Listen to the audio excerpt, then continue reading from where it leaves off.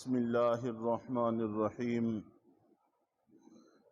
وَيَسْأَلُونَكَ عَنِ الْيَتَامَى،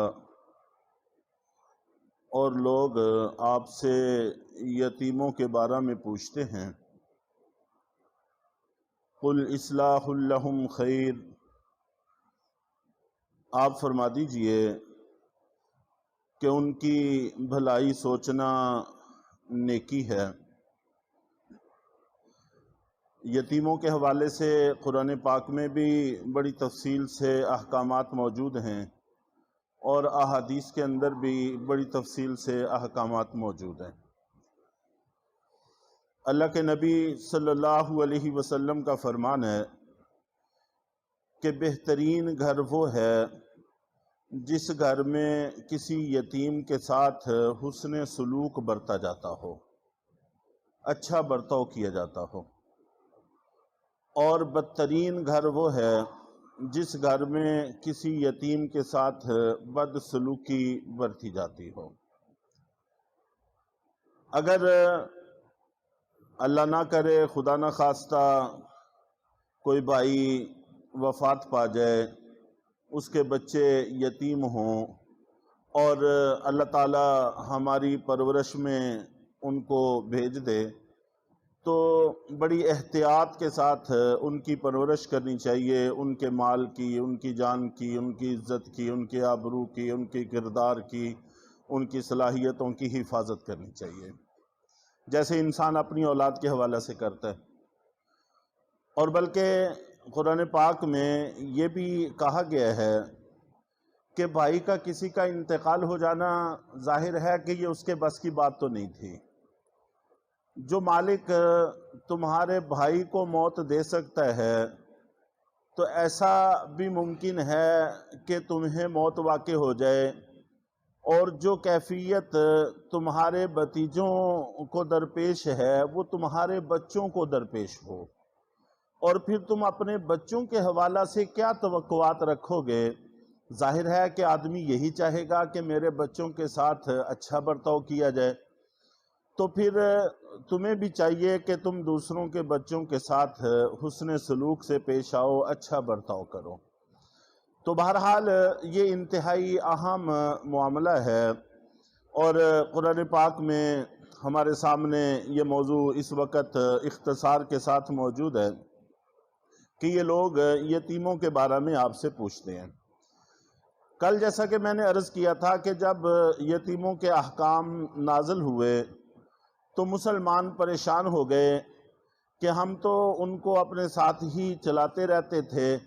تو ان کا کھانا پینا، ان کے اموال سارے علیحدہ کر دیے تاکہ خدا نہ خواستہ کسی طرح کی خیانت نہ ہو جائے، احتیاط کے پیش نظر۔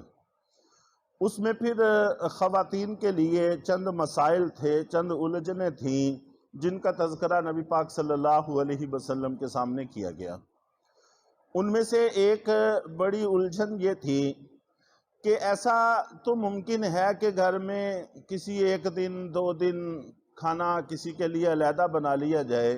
یہ تو کوئی خاص مشقت کی چیز نہیں ہے، لیکن مستقل طور پر سال ہا سال کے لیے اور دن میں 2 مرتبہ 3 مرتبہ کھانا اپنے لیے علیحدہ بنانا، دوسروں کے لیے علیحدہ بنانا، یہ اچھا خاصا مشقت طلب کام ہے۔ اور پھر کھانے پکانے کے لیے بہت ساری چیزیں استعمال میں آتی ہیں، ہر چیز کو علیحدہ علیحدہ رکھنا یہ اس سے بھی زیادہ مشقت طلب کام ہے۔ تو گھر میں پکانے کے لیے گھی بھی استعمال ہوتا ہے، اور اسی طرح نمک مرچ وغیرہ مسالہ جات، سبزی اور دیگر آٹا چاول، بہت ساری چیزیں ہیں، سب کو علیحدہ علیحدہ رکھنا یہ بھی زبردست مشقت کی چیز تھی۔ اور پھر مستقل طور پر تو اس لیے اس میں خواتین کو اچھی خاصی مشکلات درپیش تھیں۔ دوسرا مسئلہ یہ تھا کہ گھر میں بچے ہوتے ہیں، بچوں کی فطرت یہ ہوتی ہے کہ اپنا کھانا اچھا بھی ہو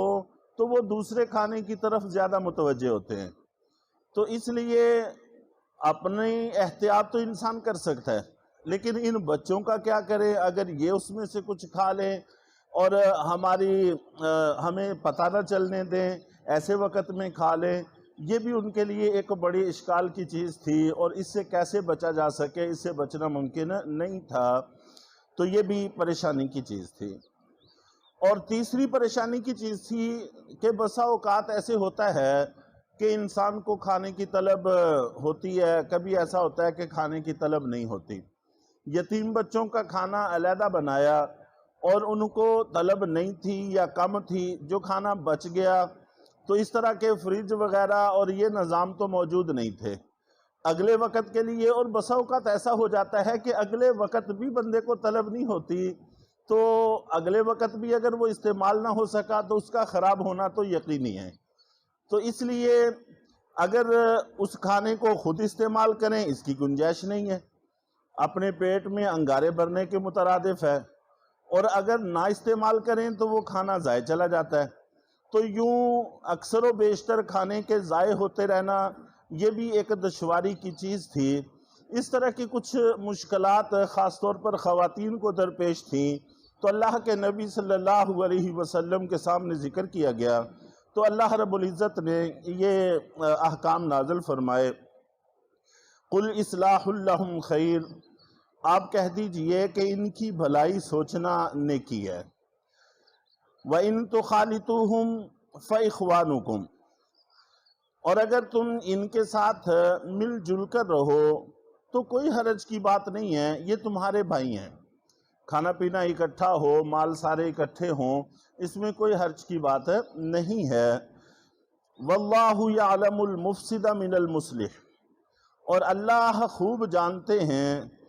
کہ کون معاملات کو بگاڑنے والا ہے اور کون معاملات کو سنوارنے والا ہے، کہ تمہاری نیت ان کے اموال کو اپنے اموال کے ساتھ ملانے میں ان کا فائدہ ہے یا اپنا فائدہ ہے، یہ دلوں کے بیت ہیں جن سے اللہ کی ذات اچھی طرح سے واقف ہے۔ تو بہرحال مقصد یہ ہے کہ ان کی بھلائی اگر اس میں ہو اور ان کے اموال کی بچت اگر اس میں ہو تو ساتھ ملا کر چلانے میں کوئی حرج کی بات نہیں ہے، اور اللہ تعالیٰ دلوں کے بیت جانتے ہیں۔ وَلَوْ شَاءَ اللَّهُ لَأَعْنَتَكُمْ، اور اگر اللہ چاہتے تو تمہیں مشقت میں ڈال دیتے، جیسا کہ اس میں بڑی مشقت تھی جس کا تذکرہ پہلے ہوا، لیکن اللہ تعالیٰ آسانیاں پیدا فرمانے والی ذات ہے۔ ان اللہ عزیز حکیم، یقیناً اللہ تعالیٰ کا اقتدار بھی کامل ہے، حکمت بھی کامل ہے، وہ جو چاہے حکم دے، لیکن پھر بھی اس کے احکام حکمتوں اور مصلحتوں سے خالی نہیں ہوتے، تو اس لیے وہ بڑی حکمتوں اور مصلحتوں سے بھرے احکام ہمیں عنایت فرماتے ہیں۔ اس کے بعد آگے ایک نیا مسئلہ شروع ہوتا ہے، وَلَا تَنْكِحُوا الْمُشْرِكَاتِ حَتَّى يُؤْمِنْ، کہ تم نکاح نہ کرو مشرک عورتوں سے یہاں تک کہ وہ ایمان لے آئیں۔ وَلَأَمَةٌ مُؤْمِنَةٌ خَيْرٌ مِّن مُشْرِكَةٍ وَلَوْ أَعْجَبَتْكُمْ، اور مومنہ باندی بہتر ہے مشرکہ عورت سے، چاہے وہ کوئی بھی ہو، اگرچہ وہ تمہیں اچھی لگے۔ مسلمانوں کے لیے پسندیدگی یہ ہے کہ یہ مسلمانوں میں شادیاں کریں، اور مسلمانوں میں شادیاں کرنے کے اندر بھی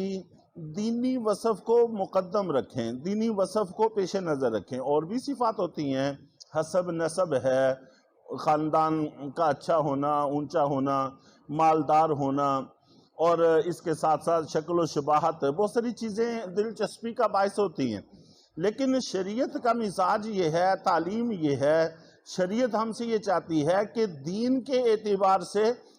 جو وصف ہے اس کو سب سے مقدم رکھنا چاہیے،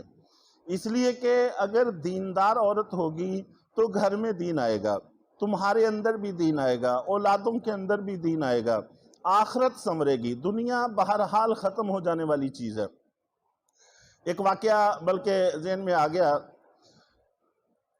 کہ اس وقت ہماری سوچ اور پہلے طبقے کی سوچ میں کتنا فرق تھا، یکسر بدل چکی ہے سوچ۔ حضرت ابو درداء رضی اللہ تعالی عنہ یہ صحابہ کرام میں بڑے عقل مند اور دانشمند صحابی تھے، اور بڑے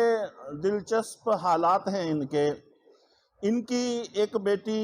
ان کے نکاح کا وقت آیا تو کسی نے ان کے سامنے پیش کیا کہ فلاں اچھا خاندان ہے، دیندار بھی ہے، تو نوجوان شکل و شباہت والا بھی ہے، ان سے اپنی بیٹی کا نکاح کر دیں۔ تو انہوں نے اس سے نکاح کرنے سے انکار کر دیا، اور وجہ جو بیان فرمائی وہ یہ تھی کہ ان کے گھر میں باندیاں ہیں، کام کرنے والی نوکرانیاں ہیں، تو میری بیٹی کو وہ اجر اور وہ برکت حاصل نہیں ہوگی جو اپنی ساس سسر کی خدمت سے حاصل ہوتی ہے۔ تو اپنی ساس اور سسر کی خدمت کا موقع نہیں ملے گا، اس لیے کہ خادمائیں موجود ہیں کام کرنے والی، کام ہوگا ہی نہیں اس کے ذمہ۔ تو جب یہ کام نہیں کرے گی تو وہ جو برکت ان کی خدمت سے حاصل ہونے والی تھی، جو دعائیں ان کو حاصل ہونے والی تھیں، وہ اس کو حاصل نہیں ہوں گی۔ تو اس غرض سے اس رشتے سے انکار کر دیا اور وہاں رشتہ نہیں کیا۔ جبکہ اس وقت ہم دیکھیں ہمارے لیے اس سے بڑی دلچسپی کا سامان اور کیا ہو سکتا ہے۔